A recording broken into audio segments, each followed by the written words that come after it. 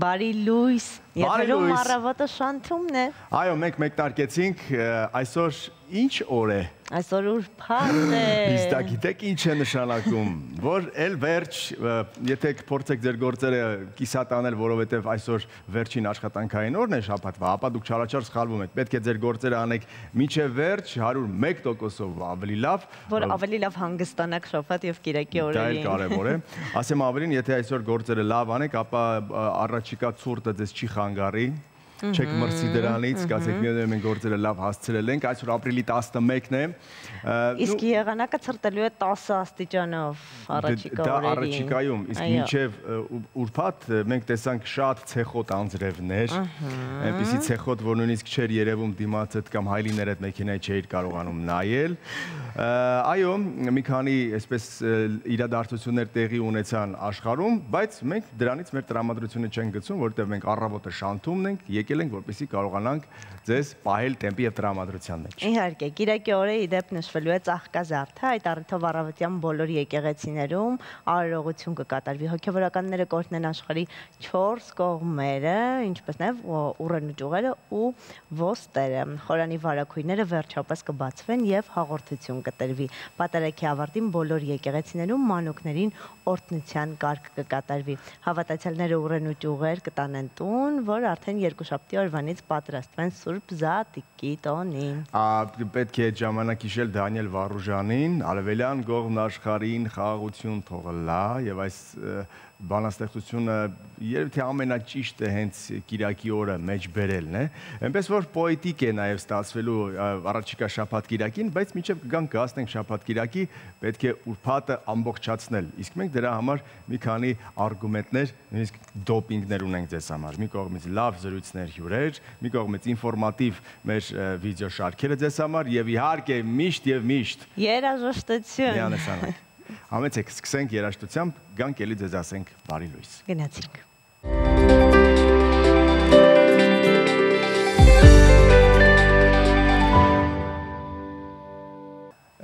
Իմիջայլոց Էնրիկե Իգլեսիասը 2 մետր հասակ ունի, որովհետև նրա հայրը Խուլիո Իգլեսիասը դարպասապահ էր։ Բոլոր համընկնումները պատահականություն չեն այս պարագայում։ Տեսնես մի օր կգա Հայաստան Ջեյլոյի պես կամ Զենֆիրայի պես։ Ես մեծ սիրով կլինեմ նրա համերգին ներկա։ Ես կոնտակտները կտամ, դու կհարցնես դրանից։ Լավ, մենք անցնենք առաջ ու պատմենք մեր հովանավորի մասին։ Մեր հովանավորն է Ստարկ ապրանքանիշը, որը ներկայացնում է Ստարկ լվացքի թերթիկները։ Սա հիանալի այլընտրանք է ծանր տուփերով լվացքի փոշիների ու գելերի։ Թերթիկները ապահովում են խորը մաքրություն, ինչպես գունավոր, այնպես էլ սպիտակ հագուստի համար, առանց լրացուցիչ, սպիտակեցնող եւ փափկացնող նյութերի։ Ստարկ լվացքի թերթիկները ամբողջովին լուծվում են ջրում, եթե անգամ այն սառն է։ Հարմար են նաեւ ձեռքի լվացման համար, չեն պարունակում ֆոսֆատներ եւ պարաբեններ, էկոլոգիապես մաքուր եւ կենսաքայքայվող են։ Նորարարություն, որը կլավացնի լվացքի որակը եւ չի փչացնի հագուստը, կխնայի ջուրը ու էլեկտրականությունը։ Պարզապես տեղադրեք այս թերթիկները լվացքի մեքենայի թմբուկի մեջ եւ վերջ։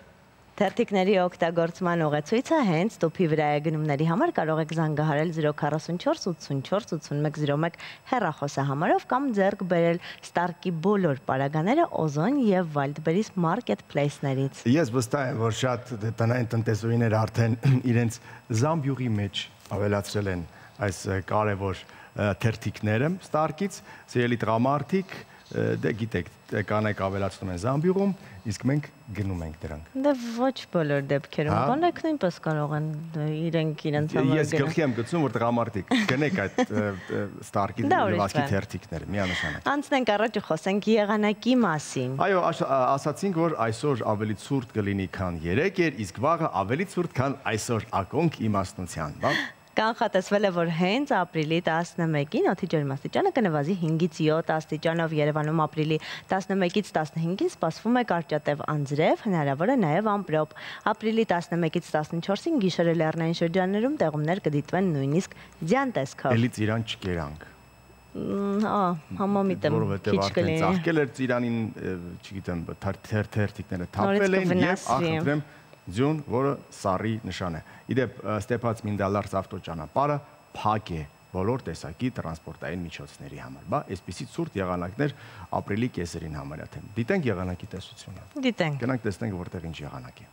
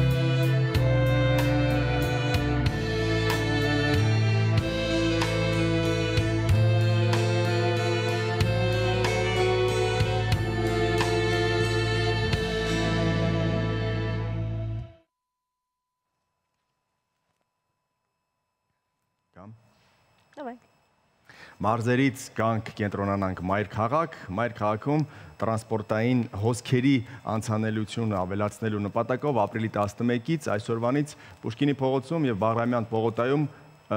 կկատարվեն երթևեկության կազմակերպման փոփոխություններ, մասնավորապես արգելվելու է մեքենաների կանգառը հետևյալ ճանապարհահատվածներում Պուշկինի փողոցի համար 50 հասցեի հարակից ճանապարհահատվածում, Բաղրամյան պողոտայում, Բաղրամյան պողոտա, Մոսկովյան փողոց խաչմերուկներից մինչև Բաղրամյան պողոտա, Իսահակյան փողոցի խաչմերուկ։ Միաժամանակ նշված ճանապարհահատվածներում կտեղադրվեն համապատասխան ճանապարհային նշանների դեպ երեք էլ տեղեկացրել ենք, որ կանգառն է արգելվում Սայաթ-Նովայից մինչև Տերյան ընկած խաչմերուկ, այսինքն նորից մեքենաները այնտեղ կայանել չեն կարող։ Սայաթ-Նովայից Տերյան խաչմերուկ, այսինքն ֆիլարմոնիկի մոտ, որտեղ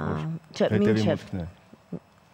Մինչև հասնել։ Դե մինչև հասնել տեղադրվում։ Բա մարդիկ ոնց գնան համեր։ Չգիտեմ, հավանաբար վճարովի ավտոկայանա տեղերից պետք է օգտվեն։ Դա նույնպես վճարովի էր չնայած, իհարկե կարմիր գծեր էին այդտեղ, բայց Անահիտի համար նշանակություն չուներ դուք որտեղ կկայանեիք կամ կկանգառեիք ձեր մեքենան, որպեսզի գնայիք եւ նրան տեսնեիք, բայց արդեն եթե կուզենաք գնալ հիմա, ապա ուշացել եք։ Պետք է գնաք Լոնդոն արդեն։ Այո, գնացեք Լոնդոն, որովհետեւ Անահիտը մեզանից գնաց։ Երեք Հայաստանի պատմության թանգարանում Մայր Աստվածություն Անահիտից Մարիամ միջազգային ցուցահանդեսի վերջին օրն էր։ Թանգարանը բաց է եղել 3 մինչև ժամը 20:00-ն։ Հիշեցնենք, որ Մայր Աստվածություն Անահիտից Մարիամ միջազգային ցուցահանդեսում ներկայացված էին Անահիտ Դիցու բրոնզե արձանի գլուխն ու ձեռքը, ինչպես նաև 60-ից ավելի ցուցանմուշ Հայաստանի պատմության թանգարանի հարուստ հավաքածուից։ Եթե դուք հասցրել եք գնալ եւ տեսնել, ես ցավոք սրտի չհասցրեցի, ու իդեպ գիտեի մինչև ապրիլի 7-ն է լինելու, ոչ թե մինչև ապրիլի 10-ը։ Ես ընդհանրապես կնոջս սխալ տեղեկություն հետեւի ասելի հանգիստ նստի մինչև սեպտեմբեր է։ Ինչ է հիշում սեպտեմբերին չգիտեմ, բայց տղաս գոնե թե հասցրեց նկարվել, երկուսի գլուխները մեկ նկարում, սա պատմական փաստ է յուրաքանչյուրի համար։ Իսկ եթե չհասցրեցինք, իսկապես պետք է գնալ եւ դիտել Լոնդոնում։ Այո, Բիլ Գեյթսի խորհուրդները լսենք եւ հասկանանք, թե Մարկ Ցուկերբերգը ինչպես դարձավ աշխարհի ամենահարուստ մարդկանցից մեկը, միջալից ամենաերիտասարդն էր, մինչև Քիմ Քարդաշյանի քույրը կդառնար մեծահարուստ, դե Մարկ Ցուկերբերգը այդ ժամանակ աշխարհի ամենահարուստ երիտասարդ միլիարդատերն էր, հարուստն էր, լավ էսպես ասենք։ Ես առաջարկում եմ միասին գնանք ու բացահայտենք նրա ֆենոմենը։ Բիլ Գեյթսի խորհուրդները մայրիկների համար պետք է ասենք։ Գնանք Բիլ Գեյթսի խորհուրդների ֆենոմենը բացահայտենք։ Խնդրեմ։ Այսպես կարելի է ասել, Բիլ Գեյթսի խորհուրդները հենց հիմա։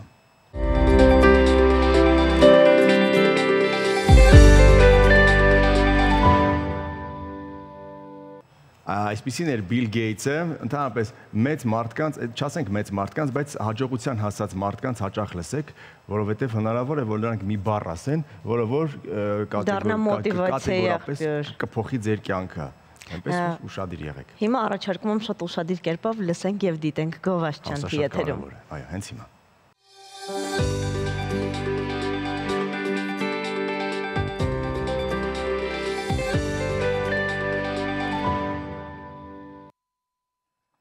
Վերադարձանք սիրելիներ, նախորդ շաբաթ Սունդուկյան թատրոնում պարային հրավառություն էր, որովհետև Էդգար Հովհաննիսյան պարային դպրոց եւ Ամբերտ անսամբլը տոնում էին իր 25-ամյակը եւ մեր տաղավարում են Էդգար Հովհաննիսյանը, Դավիթ Բարխուդարյանը, Հասմիկ Արծրունին եւ Լաուրա Սիմոնյանը։ Բարև ձեզ, բարի լույս եւ բնականաբար պիտի սկսենք շնորհավորական խոսքով, որովհետև անսամբլը 25 տարեկան է, դպրոցը նույնպես։ Ինչպես ստեղծվեց անսամբլը, եկեք սկսենք սկզբից։ Այո, փոքրիկ պատմական ակնարկով, որը կարևոր է մեզ համար։ Բարի առավոտ ձեզ, շատ հաճելի է հյուրընկալել Շանթում։ Դպրոցը ստեղծվեց 25 տարի առաջ, երբ դեռ ընկերոջս հետ, Անդրանիկ Գրիգորյանի հետ պարում էինք Պարարվեստի պետական բարեկամություն համույթում, ժողովրդական արտիստ Նորայր Մերաբյանի գլխավորությամբ։ Նրանք հաջողություն Նորայր Գուրգենիչին, բարևներ ողջույններս, օգտվելով առիթից ես ուզում էի շնորհավորել եւ ողջունել նրան։ Նա Ամերիկայի Միացյալ Նահանգներում է։ Իդեպ ասեմ, որ նաեւ առաջի քայլերը մենք սկսել ենք ժողովրդական արտիստ Սուրեն Գյանջումյանի Կանաս պարախմբից։ Ես եւ Անդրանիկ Գրիգորյանը ընկերս, որը առաջին ստեղծեցինք Ամբերտ պարային անսամբլը, լամպերի գործարանի մշակույթի տանը դժվարին տարիներին եւ օգտվելով առիթից կուզեմ Անդրանիկին էլ ողջունել, նա գտնվում է Ռուսաստանի Դաշնությանը եւ նույն ձևի, նույն ողջավորվածությամբ շարունակում է այդ մշակութային գործունեությունը։ Ինչ լավ, շատ լավ է։ Պարոն Հովհաննիսյան, հիշում եք երբ էր ձեր առաջին համերգ անսամբլով եւ այդ տպավորությունները կան ու փոփոխվել է տպավորությունները այս համերգի ու այն առաջին համերգի մեջ։ Իհարկե, տարեստարի զարգացել ենք, տարեստարի անցնելով այդ բազմաթիվ մարտահրավերներ, առաջ ենք շարժվել։ Ընկերոջս հետ ես մի փոքր անդրադարձ անեմ, լամպերի գործարանում լինելով 7-8 տարի, առաջարկ ենք ստացել շարունակել Արաբկիրի հայորդյացտանը, տնօրինել եմ Արաբկիրի հայորդյաց տանը եւ որպես ղեկավար պարուսույց նույն կերպ շարունակել եմ գործունեությունը եւս 10 տարի եւ այժմ արդեն շարունակում ենք մեր գործունեությունը ինքնուրույն հիմնելով իմ դպրոցը Էդգար Հովհաննիսյան պարային դպրոցը եւ Ամբերտ պարային անսամբլը, որտեղ դպրոցի լավագույն սաները ընդգրկում են անսամբլում եւ այստեղ նստած են ինձ հետ իմ առաջի սաները ամբերցիները, հա, այլ կերպ ասած, առաջին ամբերցիները։ Այո, առաջին ամբերցիները, ովքեր ինձ մոտ սկսել են, հետագայում շարունակել են պրոֆեսիոնալ անսամբլներում, բարեկամությունում, անցնելով նույն ճանապարհը իմ հորդորով, հետագայում շարունակել մանկավարժական համալսարանը, ավելի զարգացնելով իրենց տեսական կրթությունը եւ այսօր ուրույն կերպով փոխանցում են իրենց գիտելիքները մեր սաներին։ Ինչ լավ, դե եկեք արդեն խոսենք մասնագետների հետ, ովքեր հենց առաջին ֆրոնտում են, ովքեր դաստիարակում են, ովքեր դասավանդում են։ Դավիթ, սկսենք ձեզանից, ընկեր Դավիթ երևի պիտի ասել, եթե բարի ոլորտ է, բնականաբար այդպես պիտի լինի։ Մեր ասպարեզում, այսինքն պարարվեստում նաև կադրային քաղաքականության մեջ տղաները քիչ են, շատ քիչ են։ Ինչպես եղավ, որ դուք մինչև այսօր բարի մեջ եք։ Իմ առաջին քայլերը նորից սկսել է Գրանցանում, ընկեր Էդգարի հետ, Անդրանիկ Գրիգորյանի հետ միասին, առաջին իմ քայլերը այնտեղ ա եղել, հետո հետագայում արդեն այդ աշխարհը տեսնելով, պարային աշխարհը չկարողացա կտրվեմ, չնայած հիմա մեր գաղափարախոսության մենտալիտետի մեջ մի քիչ տղաների բարի ուղարկելը դարձել է մի քիչ ավելի յուրատուկ բան չէ, շատ մարդիկ չեն ուզում համակերպվեն այն մտքի մեջ, որ տղան պետքա գնա բարի, չգիտեմ, շատ ժամանակ մենք լսում ենք նման խոսակցություններ, թե դպրոցում երեխաների Մինչև այսօր դեռ կա այդ մտայնությունը, Ես լսել եմ, կա, ես լսել եմ, կուզենամ ասեմ, որ հայ տղան պետքա բարի, պետքա ուսումնասիրի հայոց մշակույթը, ազգայինը, դասականը ինչու չէ, որպեսզի թե իր գաղափարական եւ մկանային համագարքը ընդհանուր լինի առողջ, այսպես ասեմ։ Այսքանը։ Չէ, իսկ տղաներ կան, հիմա գալիս են նրանք, հա։ Տղաներ կան, մենք այս մեր վերջին համերգային միջոցառմանը ներգրավել էինք անսամբլում 12 տղաներ, որոնք որ բացի մեզ մոտ բարելուց նաև ուսուցանում են Պարարվեստի քոլեջում, սովորում են մանկավարժական համալսարանում եւ նաև ունենք փոքրեր, որոնց որ արդեն կրթում ենք պատրաստելով ուրեմն մեր հետագա աշխատանքների համար։ Շատ կեցեք, շատ շնորհակալ։ Այդ փոքրիկներին հեշտ է հիմա կրթելը պարարվեստի ոլորտում, ինչպես եք աշխատում երեխաների հետ։ Շատ ավելի փոքրիկներին, 4-5 տարեկաններին իհարկե բարդություն կա իրանց ուշադրությունը գրավելու համար, այդ տարիքի երեխաները ավելի շատ գալիս են խաղի են վերածում, այսպես ասած, բարդությունը դրանում է կայանում, բայց արդեն ավելի մեծահասակների մոտ, դեռահասների մոտ ընդհակառակ մտնում ես դահլիճ եւ իրանք են քեզնից պահանջում, անընդհատ ցանկանում են, որ դու իրենց տաս։ Բայց իհարկե երեխաների հետ աշխատելը դա մի ուրիշ աշխարհ է իր հետաքրքիր նոր լուծումներով։ Լաուրա, իսկ ինչ աշխարհ է ձեզ համար Ամբերթը։ Մեր Ամբերթը ինձ համար էլ, բոլորիս համար էլ դա մի մեծ ընտանիք է ու մի ուրիշ աշխարհ, որտեղ մենք ապրում ենք, իրոք ապրում ենք այնտեղ։ Ապրելը արդեն շատ կարևոր ցուցիչ է, թե ինչպես են վերաբերում, որովհետև միտեղ, երբ որ դու կանատվությամբ պիտի վերաբերվես։ Ինչպես պարոն Հովհաննիսյանը նշեց, բարեկամության այս բովը անցել եք եւ այդտեղ ես գիտեմ, որ ամենակարևորը կարգ ու կանոնն է եւ շատ խիստ կարգ ու կանոն է։ Դուք անցել եք այդ կարգ ու կանոնով, արդյոք այդ նույն կարգ ու կանոնը կիրառում եք ձեր սաների հանդեպ։ Նրանք դրանից չեն նեղվում, թե ընդհակառակն է, ինչպես է վերաբերում այդ խստությանը։ Թե մեր օրերում արդեն մի փոքր մեղմ պետք է երեխաների հետ լինել։ Գիտեք, դուք ճիշտ եք, մեզ մոտ իսկապես շատ ուժեղ կարգ ու կանոն է գործում, ու մենք այդ ամեն ինչը սովորել ենք ընկեր Էդգարից, ոնց որ իրենք են մեզ հետ խիստ եղել, այնպես էլ մենք երեխաների հետ, բայց այդ ամեն ինչի հետ մեկտեղ ինձ թվում է մենք այնքան սեր ենք իրենց տալիս ու ցանկացած փոքրիկ երեխա այդ սերը զգում է պարուսույցի կողմից։ Եվ երբ որ ինքն էլ է սկսում քեզ սիրել, արդեն այդ խստությանը ինձ թվում է, որ վերաբերվում է նորմալ։ Ինձ թվում է, որ ծնողներին դուր է գալիս այդ խստությունը, այդ կարգ ու կանոնը։ Կարծում եմ, որ հետո պիտի բացվի նրանց համար ամեն մեկին իր ոլորտի մեջ, այնպես չի, չէ, որ բոլորը պիտի պարող դառնան, նման բան չկա, բայց ներքին կարգ ու կանոնը սա երևի թե ամենակարևորն է։ Եկեք գանք ապրիլի 6-ի համերգին, մեզ մի քիչ պատմեք ինչպես ստացվեց, ինչ եղավ եւ բնականաբար այս ամենը նկատի ունենալով Ամբերթի անցած ճանապարհը։ Ուրեմն երկար էինք մտածում 25-ամյակի վերաբերյալ, քանի որ պատասխանատու քառորդ դար անցած ոնց որ անսամբլ ենք եւ պատասխանատվության մեծ զգացումով ենք մոտենում։ Եվ անկեղծ ասած համերգը կայացավ եւ ստացվեց, այսինքն ես խոսում եմ հիմա արդեն հանդիսատեսի այդ ողջույններից, շնորհակալական խոսքերից շատ լավ ստացվեց։ Իդեպ ձայնագրությունները կտեսնենք շատ շուտով։ Քրտնաջան աշխատանք տեղի ունեցավ միջ համերգը եւ ապրիլի 6-ին կայացրեցինք ընդհանրապես մեր համերգաշրջան, մեր համերգային խնդիրները լուծում ենք տարեվերջին, որ դպրոցականները մի քիչ ազատվեն իրենց խնդիրներից, բայց ապրիլի 6-ին արեցինք, քանի որ քիչ առաջ ոնց որ շեշտեցինք տղաների զորակոչվելու խնդիրը առաջ եկավ եւ դրա համար 25-ամյակը քիչ առաջ բերեցինք եւ նշեցինք ապրիլի 6-ին, որը ես կարծում եմ, որ անցավ մեծ շուկով եւ խանդավառությամբ։ Եկեք միասին դիտենք կադրեր համերգային ծրագրից ու կվերադառնանք։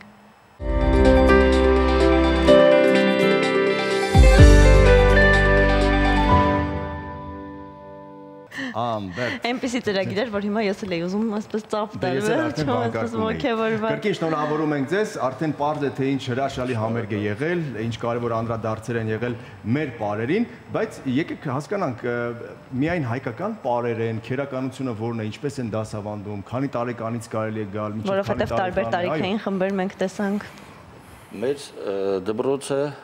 դասական պարի հիմքի վրա սովորեցնում է հայկական ազգային պարեր։ Իհարկե ժամանակ հետո անցնում են նաև այլ ազգերի պարեր են ուսումնասիրում։ Մեր դպրոց գրեթե կարող են ընդունվել բոլորը, բայց բեմ բարձրանալ միայն նրանք, ովքեր որ օժտված են որոշակի տվյալներով։ Ընդունում ենք 4 տարեկանից եւ դասական պարի հիմքի վրա մարզում կոփում ենք ճիշտ մկանային համակարգ եւ սիրուն կեցված կազմված ստանալու համար, որից հետո արդեն ըստ ծրագրի շարունակում ենք առաջ։ Մենք մեզ մոտ առաջնահերթ ստեղծում ենք սիրառատ մթնոլորտ եւ փոխանցում ենք արժեքներ, կարգապահություն եւ սեր դեպի հայրենի մշակույթը։ Եվ փորձում ենք յուրաքանչյուր երեխային յուրովի մոտենալ, կարևորություն տալ նրա անձին եւ շարժ ձևին եւ այլն։ Այս 25 տարիների ընթացքում ի՞նչն է մնացել անփոփոխ, ի՞նչն է փոփոխվել, արդյոք մեթոդաբանությունը դասավանդման փոփոխվել է, թե որոշակի բաներ պահպանվել են։ Դասական պարի հիմքը ավելի զարգացրել ենք ըստ տարիքի, փորձառությունն է ավելացել մեզ մոտ, մենք ինքներս կրթվել ենք, ավելի զարգացել ենք թե դասականի եւ թե հայկական ազգայինի մեջ։ Եվ այդ փորձը փոխանցում ենք մեր երեխաներին։ Այսինքն գալիս են երեխաները 4-ից 5-ից 6-ից արդեն սկսում են նոր հմտություններով եւ նոր քերականություն սովորելով, արդեն երբ մեծանում են, ավարտում են դպրոցը, ավելի շնորհալիները մնում են Ամբերդում կամ գնում են Չավարտելով դպրոցը ընդգրկվում են Ամբերդ պարային անսամբլում, 8-րդ դասարանից 9-րդ դասարանից եւ ավելի պրոֆեսիոնալ քայլերով են հանդես գալիս բեմում, որից հետո նրանցից արդեն ովքեր որ ընտրում են այդ ուղին շարունակում են թե բարձրագույն ուսումնական հաստատություններում եւ թե պրոֆեսիոնալ անսամբլներում, ինչպես որ մեր պարուսույցներն են։ Ինչ լավ։ Օրինակ ֆուտբոլում, պարոն Հովհաննիսյան, մարզիչները այսպես շատ չեն խառնվում, չեն մտնում դաշտ, չեն գնդակետ, չեն, նրանք անընդհատ ասում են։ Հերվից եմ գալիս, որովհետև տեսանք նաև տեսանյութում, որ վերջում ոնց որ թե դուք էլ մաս ունեիք, դուք էլ պարեցիք։ Բոլորը կարծես թե մեր բոլոր հյուրերը։ Հարցրեն, դուք բոլորը մաս կազմեցիք, պարեցիք, եւ սա ինչ խորհուրդ ուներ իր մեջ։ Լավ կլիներ ձեր ասած ֆուտբոլում, եթե ինչ որ խնդիր կար, վերջում մարզիչներն են մտնեին մի հատ գոլ խփեին։ Ինական։ Իսկ դու հայկական ֆուտբոլին դա չի փրկի։ Չգիտեմ, լավ, եկեք խոսենք պարից։ Հայկական պարից։ Այո, հայկական պարից։ Նայեք, երկար տարիներ պարել ենք եւ երբ որ երեխաները պարում են, մենք ամեն մեկի հետ կուլիսներում զգում ենք, վերապրում ենք այդ մեր անցած ճանապարհը եւ ինչու նաեւ պետք է ասեմ, որ մեր վարպետներից ենք սովորել նաեւ այդ պարելը, որովհետեւ շատ է խանդավառում ժողովրդին, քանի որ իրանք երկար տարիներ օրինակ պարել են Պարի պետականում, կարող եմ հիշել Սուրեն Չանչուրանին, Վանուշ Խանամիրյանին, մեր Կարեն Գևորգյանը, հիմա հրաշալի գործունեություն է ծավալում, Գագիկ Կարապետյանը, շատ-շատերին ում չասեցի թող ներող լինեն, որ վերջում ժողովուրդը որ նրանց տեսել է, վերջում այդ համերգի վերջում որ մի հատ էլ դուրս են գալի խմբի հետ են ամփոփում, սա ոնց որ հանդիսատես իր կարոտը առնում է։ Պարուսույցները դուք եւս պարել եք, հա? Այո, մենք բոլորս պարել ենք։ Հիմա բացականները մենք իրանց էլ ենք ողջունում, մեր պարուսույցներից բոլորս չկարողացան գանք։ Շատ հրաշալի է այդ վերջում բեմ բարձրանալը նամանավանդ կարոտած, երբ որ դու բեմում ես եղել շատ երկար ժամանակ, լսել ես այդ ծափերը, լսել ես մարդկանց բացականչությունները, դու էլ վերջում բեմ ես բարձրանում, ամբողջ էներգիատ միանգամից ասենց համ լիցքավորվում ես, համ լիցքաթափվում ես, շատ լավ է, բեմը իր ուժը ունի։ Ինչպես են վերաբերվում աշակերտները ձեզ, որովհետև նրանք միշտ սովոր են, որ դուք նայեք նկատողություն, ոտքդ բարձր, իրար եք, ստոպ, մի հատ նորից եւ ահա վերջում բոլորդ իրար հետ եք գալիս։ Ճիշտ ասած, համերգի ընթացքում աշխատում ենք իրենց կողքին լինել, ոգևորել, որպեսզի նկատողություն չանել, լարվածություն իրենց մեջից հանել։ Այո, իսկ երբ որ իրենց դասատուն հենց բեմի վրա իրենց հետ պարում է, ինձ թվում է իրանք դրանից ավելի են ոգևորվում։ Եվ ինչի՞ չէ, նաև մենք այս վերջին համերգին, այո, սպասված համերգ էր բոլորիս համար եւ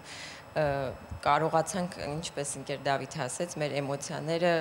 բեմի վրա թեկուզ մի փոքր, շատ քիչ, բայց տալ հանդիսատեսին։ Կարծում եմ ստացվել է։ Ընկեր Լաուրան ընթորքի իր տպավորություններով դուք փորձերը երեխաների հետ զուգահեռ եք անցել համերգի համար, թե դուք պարուսույցներով առանձին եք փորձել արել։ Անակնկալ մտան։ Անակնկալ է կարելի երեխաներին։ Ավելի շատ անակնկալ, իրոք համ ծնողների, համ երեխաների համար անակնկալ էր։ Մեզ համար էլ շատ հետաքրքիր էր, որովհետև ինչպես ասեց ընկեր Դավիթը, երկար տարիներ, երբ որ չես սպառում այդ երկար ծրագիր, հետո թեկուզ այդ մի քանի վայրկյանը, որ բեմում ես լինում, մեզ համար էլ հետաքրքիր հիշողություններ է, չգիտեմ, զգացողություններ է, շատ հետաքրքիր։ ռետրոսպեկտիկա, բայց առաջ գնալը պետք, այո, եկեք հասկանանք ինչ ապագա պլաններ, ինչ ապագա ծրագրեր կան, ինչ է մեզ սպասվում 25-ամյակի համերգը, այսպես պատվով սուրը դրեցիք պատյան, ինչ է մեզ սպասվում ապագայում, այո։ Սա 25-ամյակը հոբելյանական համերգը նշել է վերջակետ չէ, սա նոր սկիզբ է մեզ համար, հետագա պլանների։ Մենք ունենք երկրի ներսում բազմաթիվ ծրագրեր, բարեգործական համերգներ, տարեվերջյան համերգ եւ իհարկե ծրագիր ունենք մեր հայ մշակույթը ցույց տալ նաեւ արտերկրում մասնակցել մրցույթ փառատոներին։ Ունեք փառատոների առաջարկներ? Այո, ունենք, դա հետագայի հարց է, դա չբացահայտեմ հիմա։ Կգնաք մեդալներով, պատվոգներով, մենք ձեզ կհանդիպենք, բնականաբար։ Դե ձեզ մաղթենք ամենայն բարիք, հաղթանակներ փառատոներով, բնականաբար ինչը որ ամենակարևորն է, կրկին հիշեցնենք, որ Ամբերտ անսամբլը եւ Էդգար Հովհաննիսյան պարային դպրոցը իր 25-ամյակներ նշում, հյուրընկալել էինք մենք Էդգար Հովհաննիսյանին, Դավիթ Բարխուդարյանին, Հասմիկ Արծրունուն եւ Լաուրա Սիմոնյանին։ Շնորհակալություն զրույցի համար, իսկ մենք գնանք գովազդ դիտելու։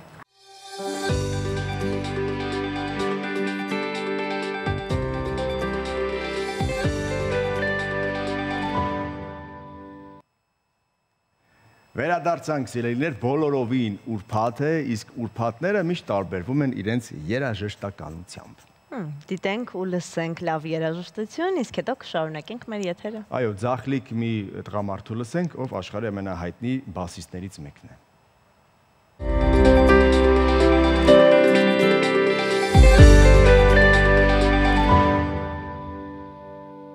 Միջայլոց 55 տարի առաջ, բայց 3 Փոլ Մակարտնին հայտարարեց Beatles-ից դուրս գալու մասին։ 55 տարի առաջ։ Շատ հետաքրքիր փաստ էր, ու իդեպ հիմա էլ խոսելու ենք հետաքրքիր եւ առողջ ապրելու մասին, որովհետեւ շատերը կարծում են, որ առավոտյան նախաճաշին կարելի է ուտել բանան, բայց արդյոք դա օգտակար է։ Ես գիտեմ, որ քննելուց առաջ չի կարելի ուտել բանան, որովհետեւ այն բավական դժվարամարս է, բայց թե առավոտյան արժի ուտել բանան, թե չարժի,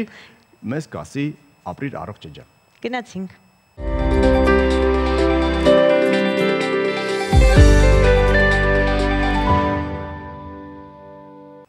Իմ ճալոց վերջին թխվածքից 2 հատ ու հաշիվը մեզ, մնացած ամեն ինչը, պարզ չէ, որ բանանը միշտ օգտակար է, եթե իհարկե շաքարային դիաբետ չունեք եւ արյան մակարդելիությունը ձեր նորմալ է, այնպես որ հաճախ օգտագործեք բանան, այն օգտակար է։ Հատկապես, որ այդքան վիտամիններ է պարունակում իր մեջ։ Իսկ մենք անցնենք այլ օգտակար բաների եւ պատմենք ձեզ մեր հովանավորի մասին։ Մեր հովանավորն է Stark ապրանքանիշը, որը ներկայացնում է USB 2A եւ 3A տեսակի վերալիցքավորող մարտկոցները։ Սա հիանալի խնայող եւ արդյունավետ այլընտրանք է մյուս բոլոր 1.5 վոլտ մարտկոցների համեմատ։ Վերջին սերնդի Stark USB մարտկոցների լիցքավորումը կատարվում է USB-C լիցքավորմամբ։ Պարզապես միացրեք դրանք ձեր համակարգչի, նոթբուքի կամ մեքենայի ցանկացած USB-C վարդակից եւ վերջ։ Այլևս ստիպված չեք լինի ձեր երեխայի խաղալիքի, հեռակառավարման վահանակի, անլար մկնիկների ու այլ սարքավորումների համար անընդհատ մարտկոցներ գնել։ Stark USB մարտկոցների ամբողջական լիցքավորման համար ընդամենը 30 րոպե է պետք։ Խնայեք ձեր գումարը եւ ժամանակը ձեռք բերելով Stark լիցքավորող մարտկոցները։ Գնումների համար կարող եք զանգահարել 044 84 81 01 հեռախոսահամարով կամ ձեռք բերել Stark-ի բոլոր պարագաները Ozon եւ Wildberries marketplace-ներից։ Խնայեք ձեր ժամանակը, գումարը եւս, իսկ մենք գնանք գովազդի, որից հետո վերադառնանք եւ շատ կարեւոր անհատականության ենք բացահայտելու այսօր մեր տաղավարից։ Մնացեք մեզ հետ։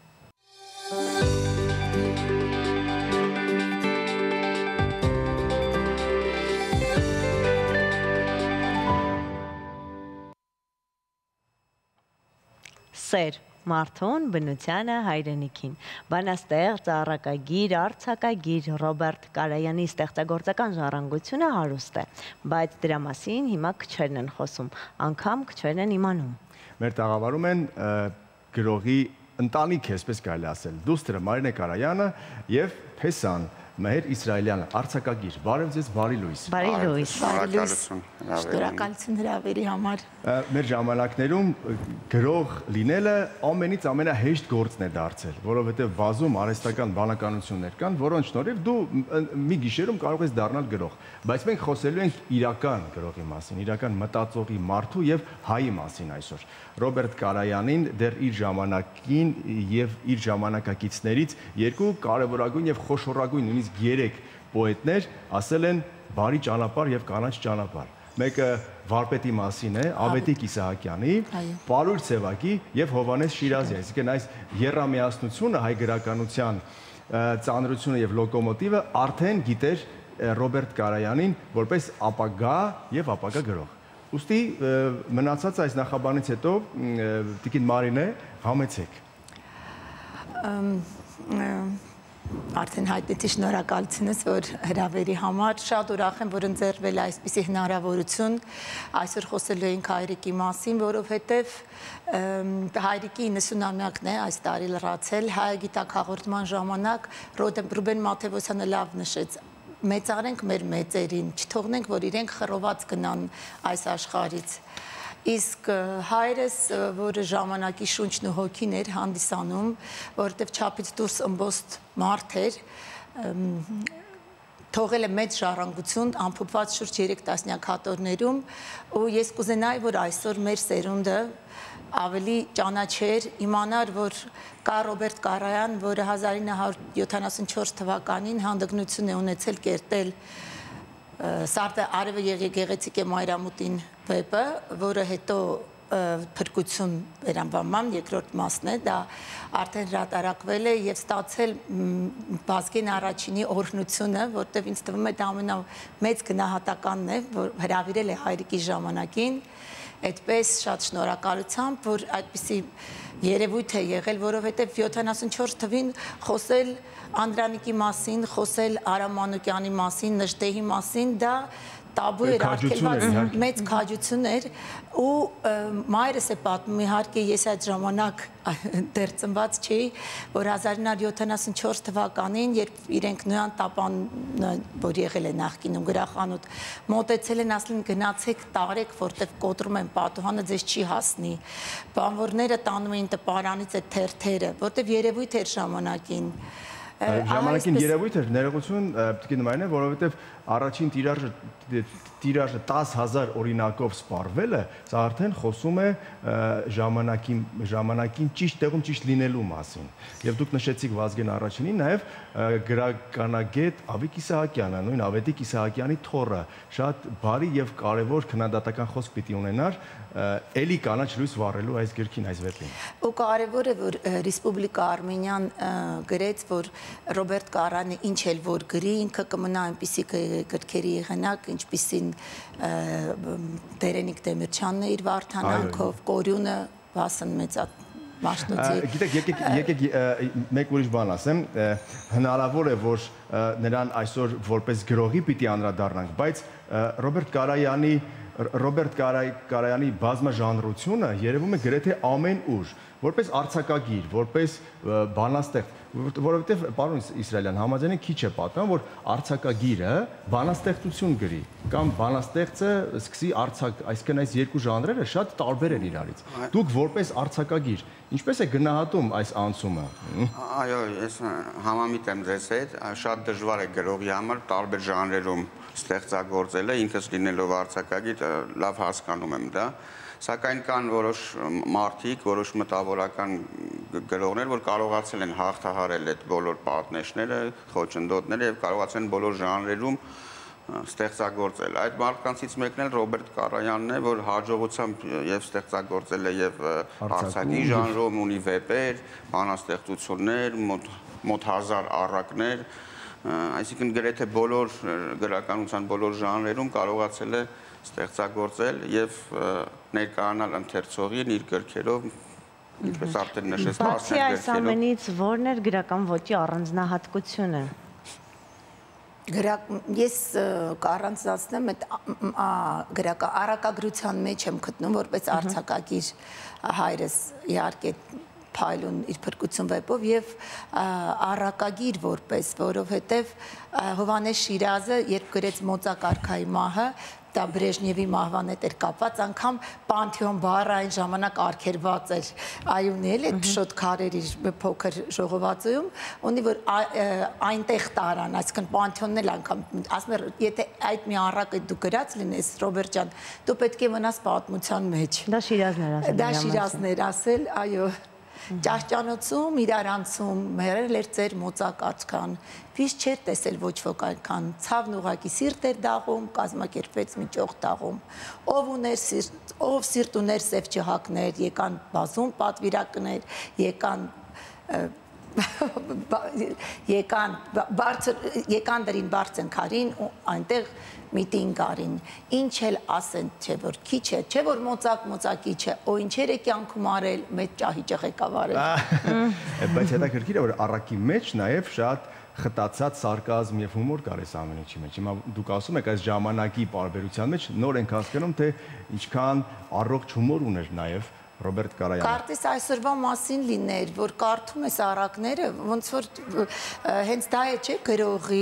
մնալու լինելու մնայունությունը հենց դրա մասին է, որ բոլոր ժամանակների համար պետք է։ Դա ոչ թե այսօրվա է, հենց նույն փրկության մասին, դա ապագայի Վազգեն Մնացականյանն էր ասել, արժանահիշատակ մեր գրականագետը, դա ապագայի ոսկուց սերված, թելից սերված, հյուսված այդ ստեղծագործությունը դա ապագայի մեր սերունդների մասին է եւ այդ եմ ասում կուզենայի որ շատ այսօր նաեւ գիտեմ որ քիչ է ընթերցվում մանավանդ այս դարում երբ Google-ը արհեստական բանականությունը այսպես գրոհել են աշխարհը բայց միևնույն է ընթերցողը ընթերցում է ինչպես կարող ենք ընթերցել ինչպես կարող ենք ձեռք բերել Ճիշտ եք ասում, մենք փորձել ենք որոշ գրքեր վերահրատարակել, մասնավորապես մի քանի տարի առաջ Փրկություն վեպը հրատարակվեց Անտարես հրատարակչությամբ, իսկ անցյալ տարի որոշեցինք խորհրդանշական քայլ անել, քանի որ սկսել էինք այդպիսի մի գործընթաց ճանաչելիության բարձրացման, որոշեցինք հենց իր առաջին վիպակը 1961 թվին, եթե չեմ սխալվում, լույս տեսած օրեր եւ կրակներ, նույնպես Անտարես հրատարակչության միջոցով դա հրատարակեցինք եւ այդ փոքրիկ վիպակով սկսվել է իր ճանապարհը։ Այո, ես էլ կուզեի առանձնացնել Կարայանի այդ սուր հումորը, սուր եւ ներփազգաց հումորը, մարդկայնության եւ այդ մարդասիրության այդ գիծը իր բոլոր ստեղծագործություններում նաեւ կուզեի առանձնացնել, որ կա եւ նաեւ կյանքում որպես բարեբախտություն եմ ունեցել քանի լինել իր ընտանիքի անդամ դառնալ հետագայում, նաև բարեբախտություն եմ ունեցել իր հումորը նաև կյանքում տեսնել, որ եւ գրականության մեջ կա իր եւ նաև կյանքում։ Այո, մենք հարցեր ունենք բացահայտելու Ռոբերտ Կարայանին կենցաղում առօրյայում, թե ինչպիսի մարդեր ինչ էր սիրում անել, բայց մինչև կգանք հաստենք այդտեղ, առաջարկում եմ նրա ստեղծագործություններից մեկը այս պահին լսել եւ լսել Աբաջանի մատուցմամբ, մեծան, խնդրեմ։ Դու իմ մայր դաշտ, ես արտույտը, դու ճոխ արաքս, ես շամբուտը, զանգակի պես անուշ ձայնով դու խոր երկինք, ես կապույտը, մասիսալանչ, ես քո շողը, ծաղկահովիտ, ես քո ցողը, առաքելոց վանքում բուրող, դու սուրբ մատյան, ես բացողը, մեծ հացատեր, մաչկալը ես, ուխտատեղի, քեզ գալը ես, էլուր գնամ քեզնից հեռու, դու գորգ խաչքար, նկարը ես, կարկուտի տակ դու իմ ծածկը, ուխտանշան իմ դաջվածքը, մեծահարուստ դու իմ քարուտ սալ տված իմ կալվածքը, դու ընտրովի միակ ճամփաս, խնկեմատուր, ես ծոմ ու պաս, ես քեզ մատաղ, թե վրա տան, թուրք ու խուժան, խան ու աբաս, ես անթարամ, դու իմ հողը, ծով կարոտիս թրթիր դողը, աշխարը թող դրաղ դառնա, ես խրճիթիդ հար ապրողը։ Ռոբերտ Կարայանի ստեղծագործությունն ենք այս պայն լսում, Վլադիմիր Ռաբաջյանի ընթերցմամբ։ Սիրելի տիկին Մարինե, հայրիկի կենսակերպը, նրա խոսքը, ձայնը, հումորը, ներկայությունը ձեզ ամբողջ կյանքում ուղեկցելու է։ Սա միանշանակ է։ Միանշանակ։ Բայց կա մի առանձնահատուկ կետ, որ դուք ամենից շատն եք հիշում, եւ կա արդյոք մի ստեղծագործություն, որ նա հենց ձեզ է նվիրել։ Այո։ Ճիշտն ասած, առանձնահատուկ գիծը, որ այդ չափից դուրս մարդասիրությունն էր, որ հարյուրավոր մարդիկ, որ ժամանակին նաև ղեկավարել է գրական հաղորդումների բաժինը, այդպես հարևաններից ժուրնալիստների շենք է մերը, ռադիո տելեաշխատողների ժուրնալիստների շենքն է, ասում են հայրիկդ գրում էր ինչ-որ հոդված, հետո ինչ-որ նեղ վիճակում էին իրենք, ու հոնարարը ամբողջովին այդպես տալիս էր, գրում էր, որ իրենք ստանային։ Ինձ համար շատ հուզիչ է, եւ ընտանիքում որպես եղբայր հիմնասյունն է եղել ընտանիքի, այդպիսի հուզիչ պատմություններ կան, երբ որ ժամանակին դուք գիտեք, այդ խորհրդային միության ժամանակ ամեն ինչ ձեռք էին բերում, չէ, ինչ որ տակից բան, մի օր հայրիկը գնում է, որպեսզի ինչ որ լավ ստանում են, դե Արտասամանյան այն ժամանակ բրենդային բան, երևույթ էր, չէ, ինքը գնում է դրա փոխարեն առնում է 6 հատ նույն բաճկոնից, որը ավելի մաչելի է, այսինքն որ բոլոր եղբայրներին, ու դա ինձ համար ամենահուզիչն է ու տպավորիչը։ Իսկ ինչպիսի հայր էր ձեզ համար ու ինչ եք դուք զգում, որ նման տաղանդավոր մարդը դուստր եք։ Ես ինքը, ասեմ, խիստ հայր էր իմիջայլոց, պես ավանդապաշտ, պապա էր ինքը, որպես դուստր ես հպարտություն եմ զգում, որ իմ հայրը հետ Ռոբերտ Կարայանն եղել այդպիսի մաքուր մարդ ու միակ նպատակս է այսօր, որպեսզի մենք ավելի սերունդներին իմ նպատակն է, համենայն դեպս որպես որդու ես գտնում եմ այդ ժառանգությունը հասանելի դարձնեմ իմ լումայով փոքր ինչ որ կարող եմ այս ապագա սերունդներին։ Ապագա սերունդներին իհարկե այս հաղորդումն էլ ականջալուր պիտի լինի, բայց ձեր սերունդներից եկեք խոսենք։ Ստեղծագործողներ կան։ Բացի ձեզնից իհարկե։ Բնականաբար, այս գենը երկու կողմից ում է անցել։ Ամուսնուս միշտ ասում է, որ դու որ գրեիր կստացվեր, բայց չէ, որ գրես կգրես էլ այդ պետքա, ոնց որ ասում են պրարիվը, եթե լինում է։ Կամ լինում է, կամ չի լինում։ Կամ լինում է, կամ չի լինում, գուցե թաքնված է չի։ Պարոն Իսրայելյան, իսկ ձեր գործերից կարդացել է պարոն Կարայանը, ինչ էր ասել, ինչ է քննադատել։ Ճիշտն ասած, ես որ սկսեցի ստեղծագործել, ինքը արդեն ոնց որ կյանքի մայրամուտում էր վերջին 1-2 տարիներ ման ինքը մի քիչ հիվանդ էր, արդեն չկարողացավ այդպես խորությամբ ծանոթանալ իմ գրական այդ ժամանակ փորձերին ման, ավելի ցավոք սրտի նույնը հայրս էլ էր գլոր, իր մահվանից հետո եմ սկսել ստեղծագործել։ Ես դրա համար մոտ 10 տարի ստեղծագործում եմ, սակայն ցավոք սրտի ոչ հայրս, ոչ Կարայանը տենց չհասցրեցին այդպես ծանոթանալ իմ գրական։ Փաստորեն կարելի ասել, որ նրանք եղել են ձեր մոտիվացիան։ Նաև այո, մեր ընտանիքում այո, գրական այդ միջավայրը միշտ եղել է, քանի որ մեր երեխաներն էլ ունեցել են 2 գրող պապիկ, ասենք այդ 2 գրող պապիկների միջավայրում են մեծացել։ Նրանք ստեղծագործում են։ Իրանք դեռ ոչ, սակայն հույս ունեմ, քանի որ ես էլ եմ ուշ սկսել ստեղծագործել, ինչպես ասում են, լավ է ուշ քան երբեք։ Խոսք գնաց արհեստական բանականության մասին, այո, արհեստական բանականությամբ էլ են այսօր սկսել ստեղծագործել, սակայն բարեբախտաբար երևի դեռ մրցակից չեն Ռոբերտ Կարայանին, ոչ արհեստական բանականությունը։ Եվ երբեք չեն կարող դառնալ։ Եվ կարծում եմ չեն կարող դառնալ, չգիտեմ, ճիշտն ասած չգիտեմ ոնց կընթանա, սակայն իմ կարծիքով այն հույզը, այն մարդկային զգացմունքները, որ կան գրականության մեջ, ոչ մի արհեստական բանականություն երբևէ թերևս չկարողանա գալ հասնել դրան։ Մենք մաղթում ենք, որպեսզի 90 ամյակը, որը որ այս տարի է եւ ամբողջ տարվա ընթացքում է լինելու, ինչքան էլ որ դուք ասացիք, որ նվիրված բան, ես հիշեցի այդ փոքր այդ դժնդակ տարիներին, այդ մութ ու ցուրտ ժամանակներին, ոնց որ լույսի սենց շող էր ինձ համար։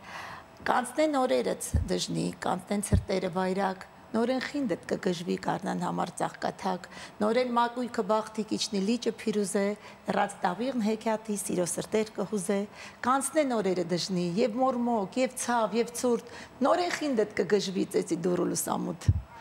Այս ընտիր նոտայի վրա էլ կրկին շնորհավորենք վարպետին 90-ամյակի կապակցությամբ, ասում է, որ հուսանք, որ 90-ամյա այս տարին պիտի լավ խթան լինի, որպեսզի Ռոբերտ Կարայան անունը ավելի շատ հոլովենք, ավելի շատ տեղերում խոսենք, ոչ միայն խոսենք, եւ ավելի շատ ընթերցվի կարևորը։ Արդյոք սա ամենակարևորն է։ Մեր տաղավարում էին գրողի դուստր Մարինե Կարայանը ու նրա փեսան արձակագիր Մհեր Իսրայելյանը։ Շնորհակալություն զրույցի համար։ Շատ շնորհակալ։ Մենք գնանք գովազդ դիտելու։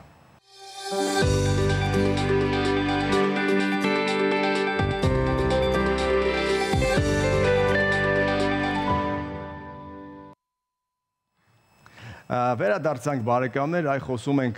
մարդկանցից, ովքեր որ ծանրակշիռ գործունեություն են ծավալել իրենց կյանքի ընթացքում, եւ նաեւ խոսում ենք այն մարդկանցից, որոնք որ լավ մոտիվացիա են, որոնք հաջողության գրավականը կարող եք վերցնել եւ օգտագործել։ Նրանցից մեկի մասին մենք արդեն խոսեցինք։ Խոսեցինք եւ այսօր պատմելու ենք նրանցից մեկի մասին ֆենոմենի տեսանկյունից։ Գնանք դիտենք տեսանյութն ու վերադառնանք։ Մարկ Ցուկերբերգին ենք ուզում անդրադառնալ։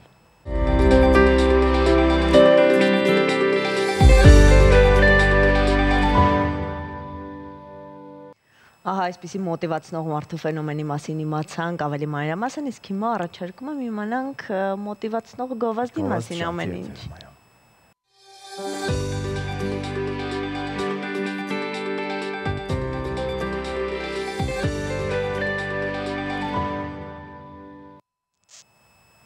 Մեր վերջին վերադարձն է ըստ ամենայնի այսօր, որովհետև արդեն կամաց նախապատրաստվում ենք մեր ուղիղ եթերային էստաֆետը փոխանցել Հորիզոնի լրատվականի մեր գործընկերներին։ Մենք ձեզ տեղեկացնում ենք աշխարհում հետաքրքիր կատարվողները, իսկ նրանք կոնկրետ նորություններ են տալիս լոկալ եւ գլոբալ նորություններով։ Մենք փորձեցինք ամեն ինչ անել, որ ձեր առավոտը սկսվի ավելի դրական, դուք ավելի շատ ճպտակ, լավ երաժշտություն լսեք, ինչպես նաև հետաքրքիր տեսանյութեր դիտեցինք միասին ու շատ նոր գիտելիքներ իմացանք։ Առջևում շաբաթ կիրակիներն են, առջևում տոն կա, ծաղկազարդի, այնպես որ լցվենք հույսով հավատով, ամսի 13-ից նաև խորանը կբացվի, զատկի տոնն է, մի խոսքով բարի լինենք մեկ-մեկու հանդեպ եւ ասենք ժպտացեք եւ եղեք առողջ։ Ձեզ բոլորիդ լավ օր ենք մաղթում։ Հաջողություն։